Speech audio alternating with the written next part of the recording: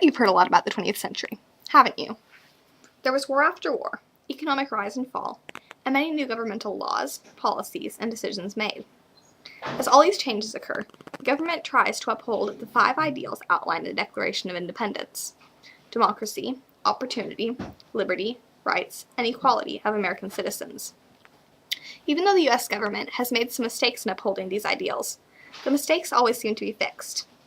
Therefore, America has, indeed, lived up to the ideals outlined in the Declaration of Independence. Democracy is one ideal that has been upheld surprisingly well throughout our nation's history. Our system of checks and balances, in which the House, the Senate, and the President all contribute in deciding what laws are passed and vetoed, keeps our nation democratic.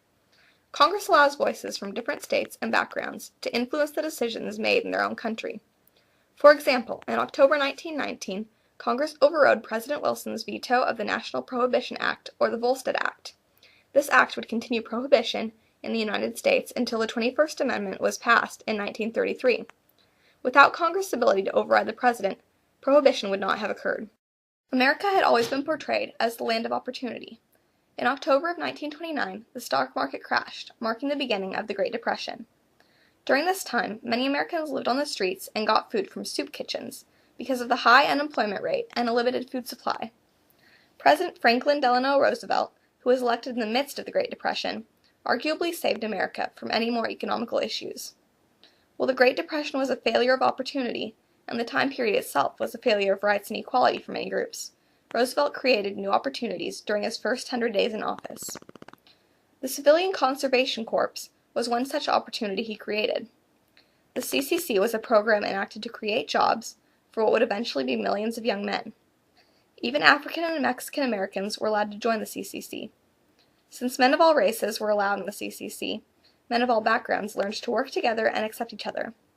In these camps, the young men were each given 2 pairs of shoes, ate 3 plentiful meals a day, got medical checkups, and were given a basic education.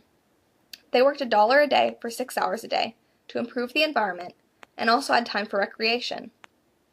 This program was a win-win for Roosevelt. Not only were millions of unemployed Americans put to work, he improved the environment for future generations as well. Throughout the 1960s and 1970s in particular, many individuals and groups had the freedom and liberty to protest or rally for a variety of causes.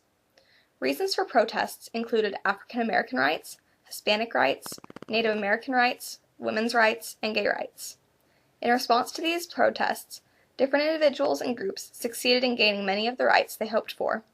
In addition, the Jesus movement and rallies on college campuses regarding governmental decisions became widespread across America. This free speaking demonstrated the success of the right to freedom of speech that is outlined in the First Amendment of the U.S. Constitution. America has had trouble with equality in the past, especially for African Americans. However, during John F. Kennedy's presidency, the cause for African American rights was pushed in Congress as never before. Upon his assassination, the new president, Lyndon B. Johnson, took up the cause. He soon passed the 1964 Civil Rights Act, which made public racial discrimination illegal. It also required African Americans to be given equal employment opportunities in the workplace. Throughout the 20th century, there were many groups pushing for equality, and each group, like African Americans, made significant progress.